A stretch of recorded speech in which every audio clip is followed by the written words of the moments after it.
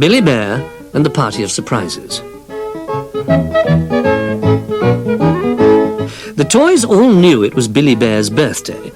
He'd been telling them for weeks, to give them plenty of warning. Then, on the day, they found a huge notice written on the blackboard in the middle of the room. It said, "You are all invited to a party of surprises. Come as you are, or come in disguises." The notice also told them that the party was to be that afternoon at the far end of the playroom. Everyone thought a party of surprises sounded very exciting. Billy thought that it was a pity he knew what all the surprises were. He had to, because he'd planned them. But it wouldn't really matter, because everyone was bound to bring him a birthday present, and presents are the best surprises, he said to himself. All morning he worked very hard preparing his surprise party. He made jellies with whole fruits hidden in the middle. He made some egg, some cheese, and some banana sandwiches. And he made little paper flag-shaped labels to tell people which was which. Then he swapped the flags round. Now the cheese ones were labelled banana, and the egg sandwiches said cheese. "That will surprise the others," he said. He also made a pretend cake by painting a shoebox to look like one. But he made a real cake too, so that the toys wouldn't be too disappointed. He made a special banana milkshake for his friends to drink, but he coloured it pink so that people would expect it to taste of strawberries. When he'd put holes in some of the squeaky blowers so that they didn't quite squeak, and stuck a few paper hats up so you couldn't get your head into them, he decided that at last he was ready. But as a final touch, he hid all the food and drink around the room. "It will surprise everyone to see no food at a party," he said. "I'll let them discover it."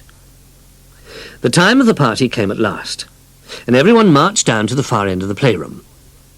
As each toy arrived, Billy was handed a birthday card in an envelope, with Billy Bear written on the front. "Thank you very much," said Billy, putting them on the table. "I'll open the cards after—" he was going to say, "after I've opened my presents," but he stopped himself, because he suddenly realized that not one of the toys had brought him a present. Oh dear, what a disappointment. A party without presents. Billy tried to hide his feelings, but just couldn't enjoy things in quite the same way anymore. He didn't say anything. After all, you don't have to give people presents on their birthday.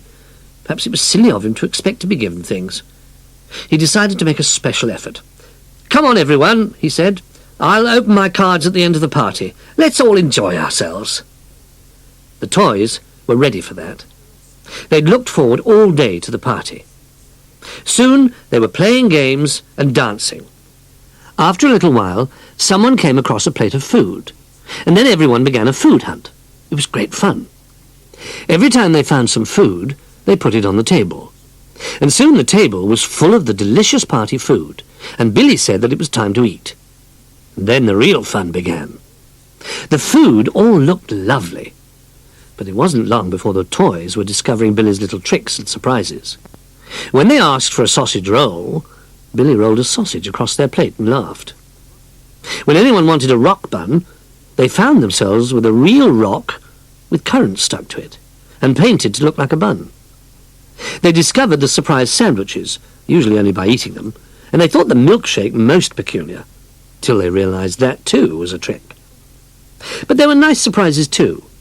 Billy had invited a magician to come along and do some magic for the toys. His surprises were very clever.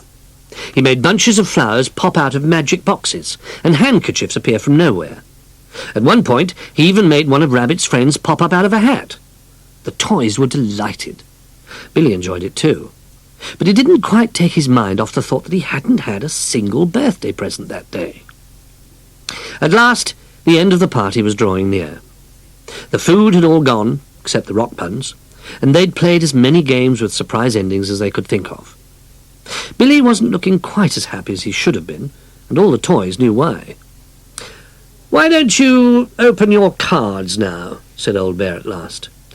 "Yes, I should do, shouldn't I?" said Billy. He returned to the heap of cards on the table, and carefully tore open the envelope of the first one.